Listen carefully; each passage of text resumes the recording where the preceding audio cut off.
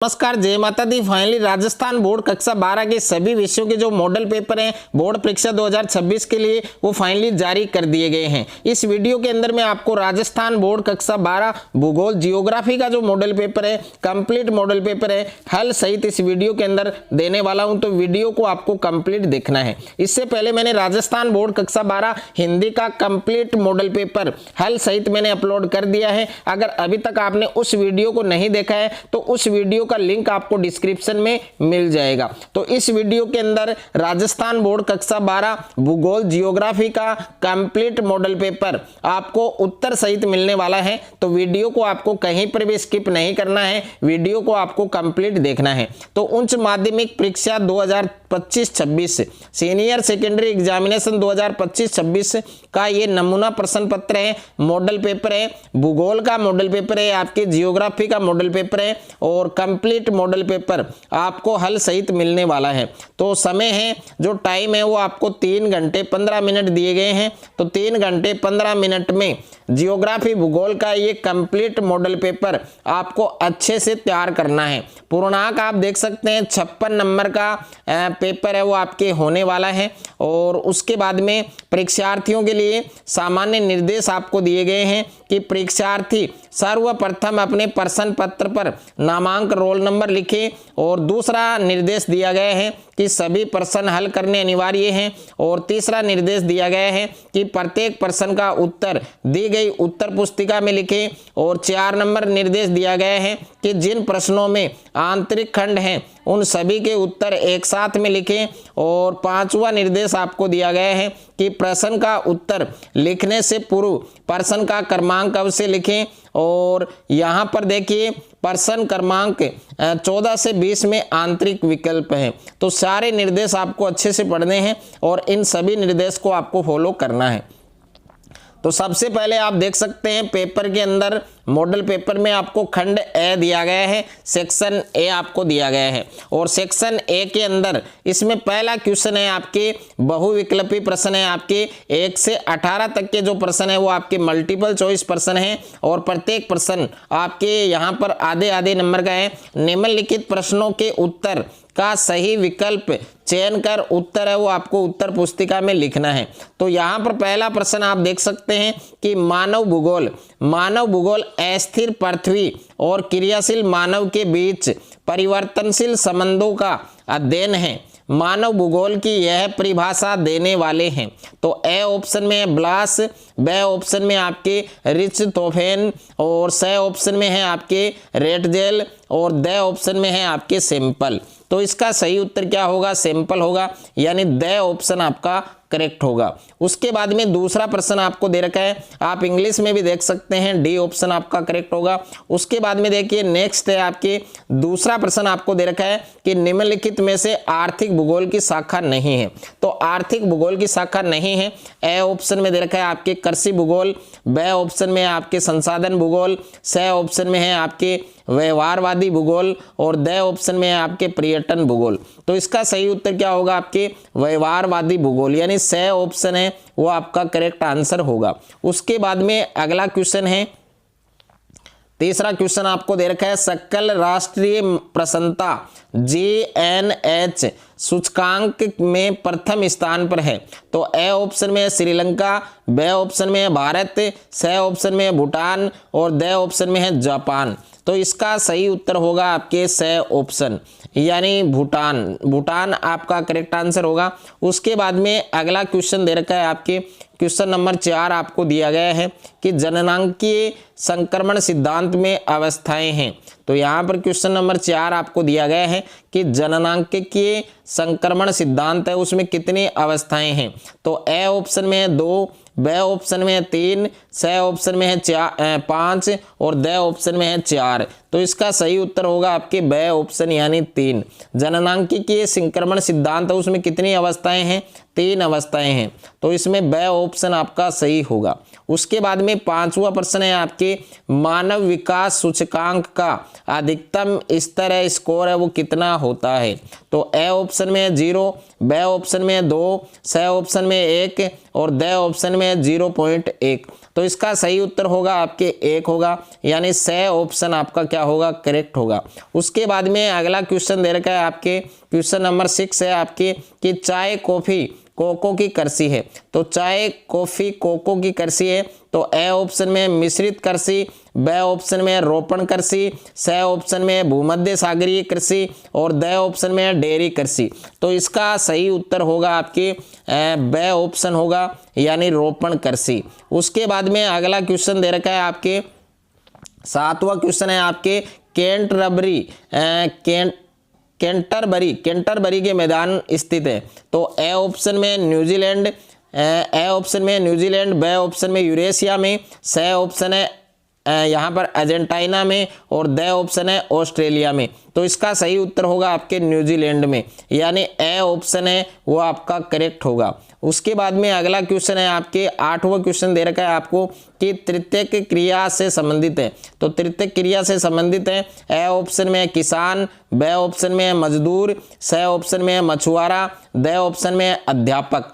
तो 4 ऑप्शन आपको दिए गए हैं, इसका सही उत्तर होगा आपके द ऑप्शन, यानी अध्यापक। उसके बाद में अगला क्वेश्चन है आपके, क्वेश्चन नंबर 9 आपको दे रखा है कि प्राथमिक क्रियाकलाप वाले श्रमिक क्या कहलाते हैं। तो प्राथमिक क्रियाकलाप वाले श्रमिक क्या कहलाते हैं, लाल कॉलर और ब ऑप्शन में नीला कॉलर, स ऑप्शन में सफ़ेद कॉलर और द ऑप्शन में गुलाबी कॉलर। तो इसका सही उत्तर होगा आपके लाल कॉलर, यानी ए वाला जो ऑप्शन है वो आपका करेक्ट होगा। उसके बाद में क्वेश्चन नंबर 10 आपको दे रखा है कि कनाडा की आर्थिक धमनी रेल मार्ग है। तो कनाडा की आर्थिक धमनी रेल मार्ग कौन है। तो यहाँ पर देखिए क्वेश्चन नंबर 10 के अंदर आपको दे रखा है, ए ऑप्शन में दे रखा है पार कैनेडियन रेल मार्ग। तो ए विकल्प है, ए ऑप्शन है वो आपका सही होगा। उसके बाद में क्वेश्चन नंबर 11 आपको दे रखा है कि पनामा नहर में कुल जल बंधक तंत्र है। तो पनामा नहर है उसमें कुल जलबंधक तंत्र कितने हैं। तो ए ऑप्शन में 3 है, ब ऑप्शन में 4 दे रखे हैं और स ऑप्शन में 5 दे रखे हैं और द ऑप्शन में 6 दे रखे हैं। तो इसका सही उत्तर होगा आपके 6, यानी द ऑप्शन आपका करेक्ट। उसके बाद में अगला क्वेश्चन है, क्वेश्चन नंबर 12 आपको दे रखा है, जनगणना 2011 के अनुसार भारत का जनसंख्या घनत्व कितना है। तो देखिए भारत का जो जनसंख्या घनत्व है वो 382 है। तो स ऑप्शन आपका क्या होगा, करेक्ट होगा। उसके बाद में अगला प्रश्न दे रखा है आपके, प्रश्न संख्या 13 आपके दे रखा है कि बेटी बचाओ बेटी पढ़ाओ जेंडर के प्रति संवेदनशीलता को बढ़ावा देने हेतु किस प्रकार का अभियान है। तो ए ऑप्शन में है आर्थिक, ब ऑप्शन में है सामाजिक, स ऑप्शन में है नैतिक और द ऑप्शन में है राजनीतिक। तो इसका सही उत्तर होगा आपके सामाजिक, यानी ब वाला जो ऑप्शन है वो आपका करेक्ट होगा, सही होगा। उसके बाद में अगला प्रश्न है आपके, प्रश्न संख्या 14 आपको दे रखा है। प्रश्न संख्या 14 है आपके, एक मध्यकालीन नगर है। तो मध्यकालीन नगर कौन सा है। ए ऑप्शन में सूरत है, ब ऑप्शन में पटना है, स ऑप्शन में आगरा है और द ऑप्शन में गोरखपुर है। तो इसका सही उत्तर होगा आपके आगरा, यानी स ऑप्शन है वो आपका करेक्ट होगा, सही होगा। उसके बाद में अगला प्रश्न दे रखा है आपके, प्रश्न संख्या 15 है कि दक्षिण पश्चिमी रेल मंडल का मुख्यालय स्थित है।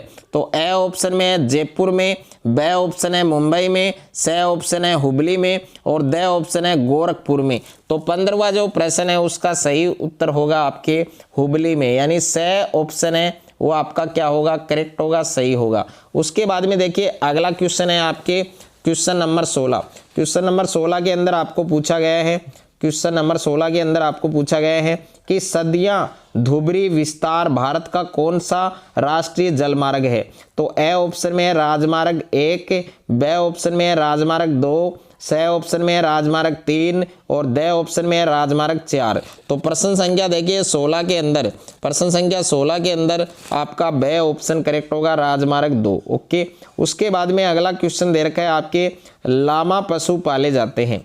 प्रश्न संख्या 17 है, इसमें लामा पशु पाले जाते हैं। ए ऑप्शन है तिब्बत में, ब ऑप्शन है एंडीज में, स ऑप्शन है आर्कटिक में और द ऑप्शन है ध्रुवीय क्षेत्रों में।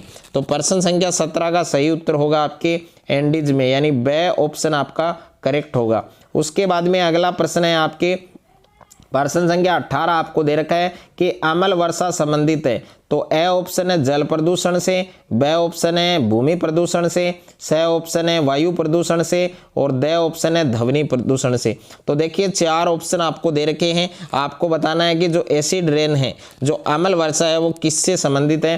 तो अम्ल वर्षा है वो वायु प्रदूषण से संबंधित है, एयर पोल्यूशन से आपके रिलेटेड है। तो उसके बाद में अगला प्रश्न है आपके प्रश्न संख्या 2 आपको दे रखा है, रिक्त स्थानों की आपको पूर्ति करनी है।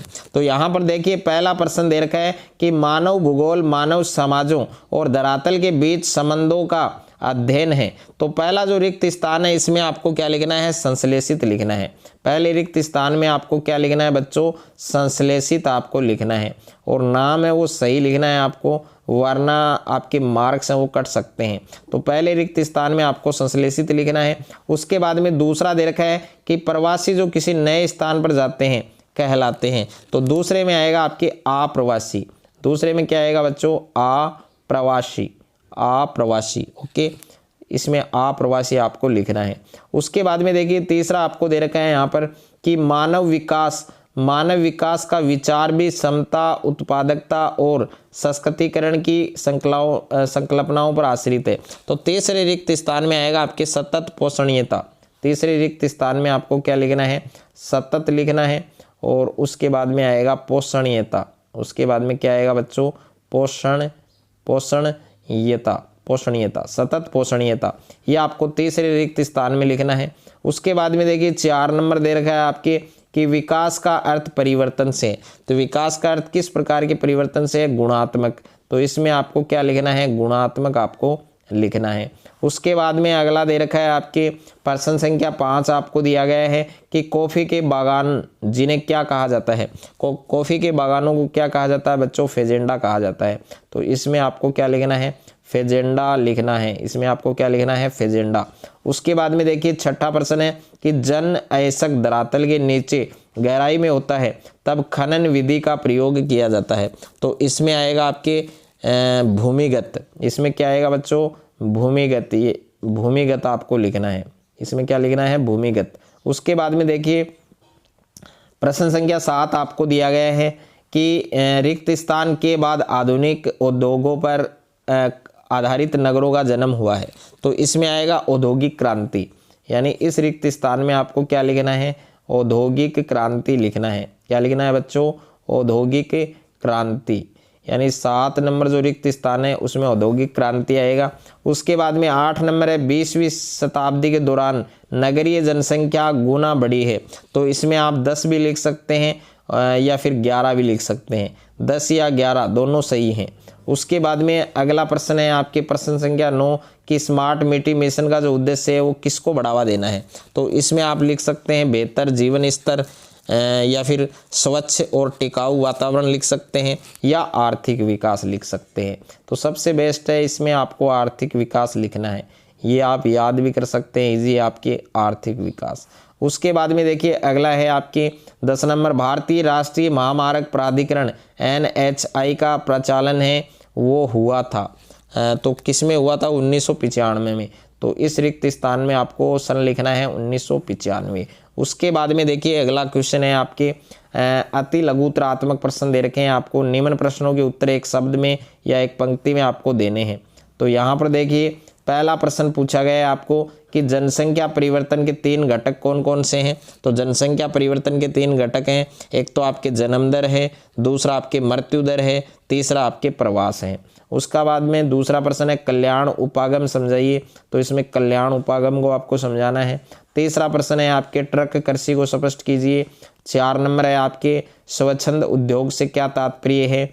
5वां प्रश्न है आपके कायिक घनत्व की गणना सूत्र बताइए। तो कायिक घनत्व ज्ञात करने का सूत्र क्या है आपके, कुल जनसंख्या बट्टे नेवल कृषि क्षेत्र। उसके बाद में छठा प्रश्न है प्रमुख भारतीय भाषाओं के बोलने वाले भाषा परिवारों की संख्या और नाम का उल्लेख कीजिए। उसके बाद में 7वां प्रश्न है कि आर्द्र भूमि कृषि पर संक्षिप्त टिप्पणी है वो आपको लिखनी है। और नेक्स्ट है आपके 8वां प्रश्न कि स्वर्णिम चतुर्भुज एवं उत्तर दक्षिण तथा पूर्व पश्चिम गलियारा परियोजना है उस पर टिप्पणी लिखनी है। और प्रश्न संख्या 9 है कि यमुना नदी में प्रदूषण के प्रमुख कारण कौन कौन से हैं। तो यमुना नदी के अंदर प्रदूषण में यमुना नदी में प्रदूषण के प्रमुख कारण है वो आपको लिखने हैं। उसके बाद में देखिए खंड ब है आपके सेक्शन बी दे रखा है और सेक्शन बी के अंदर लघु उत्तरात्मक प्रश्न है आपके, और इन सभी प्रश्नों के जो उत्तर है वो आपको 50 शब्दों में देने हैं। तो यहाँ पर आप देख सकते हैं क्वेश्चन नंबर 4, यानी क्वेश्चन नंबर 4 आपको दिया गया नव निश्चयवाद। नव निश्चयवाद अथवा रुको और जाओ निश्चयवाद का वर्तमान परिस्थितियों में परीक्षण करते हुए टिप्पणी आपको लिखनी है। 5वां प्रश्न है वर्दी और विकास में उदाहरण सहित आपको अंतर स्पष्ट करना है। और उसके बाद में 6ठा प्रश्न दे रखा है मानव विकास का मापन क्या है। 7वां प्रश्न है पतन अंतर्राष्ट्रीय व्यापार के प्रवेश द्वार है, इनको स्पष्ट कीजिए। 8वां प्रश्न है भारतीय कृषि की अनियमित मानसून पर निर्भरता के बदले प्रारूप का परीक्षण है वो आपको करना है। और उसके बाद में 9वां प्रश्न है आपके संभावित जल समस्या समाधान हेतु आप जल संरक्षण और प्रबंध के लिए किन उपायों को लागू करना चाहेंगे वो आपको स्पष्ट करने हैं। उसके बाद में देखिए प्यारे बच्चों प्रश्न संख्या आपको 10 दे रखा है कि भारत में परिवहन के अंतर्गत पाइपलाइन के वर्तमान में महत्व का उदाहरण सहित परीक्षण करना है। और प्रश्न संख्या 11 है नमामि गंगे कार्यक्रम की आवश्यकता पर संक्षिप्त टिप्पणी आपको लिखनी है। उसके बाद में देखिए खंड स है सेक्शन सी है और प्रत्येक प्रश्न आपके 3 नंबर का है। दीर्घ उत्तरीय प्रश्न दिए गए हैं और इन प्रश्नों के जो उत्तर है वो लगभग 100 शब्दों में आपको देने हैं। तो 12वां प्रश्न है निर्वाह कृषि को परिभाषित करते हुए प्रकारों का वर्णन कीजिए। इसके अथवा में प्रश्न है कि कच्चे माल पर आधारित उद्योग हैं उनका वर्णन आपको करना है। और प्रश्न संख्या 13 दे रखा है कि गेहूं और कपास की भौगोलिक परिस्थितियों एवं उत्पादक क्षेत्रों का वर्णन कीजिए। अथवा में प्रश्न है कि जल संभर प्रबंधन है उसकी आपको व्याख्या करनी है।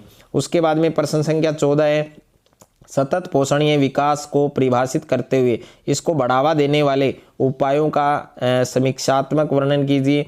अथवा में प्रश्न है कि सूखा संभावित क्षेत्र विकास कार्यक्रम का विश्लेषणात्मक अध्ययन है वो आपको करना है। उसके बाद में देखिए खंड द है सेक्शन डी है, इसमें सभी प्रश्न 4-4 नंबर के हैं। निम्नात्मक प्रश्न है आपके, इन प्रश्नों के जो उत्तर है वो आपको 150 शब्दों में देने हैं। तो प्रश्न संख्या 15 है तृतीयक क्रियाओं का आर्थिक भूमिका संदर्भ में विश्लेषणात्मक अध्ययन कीजिए। अथवा में प्रश्न है प्यारे बच्चों सड़क परिवहन और रेल मार्ग का तुलनात्मक विश्लेषण आपको करना है।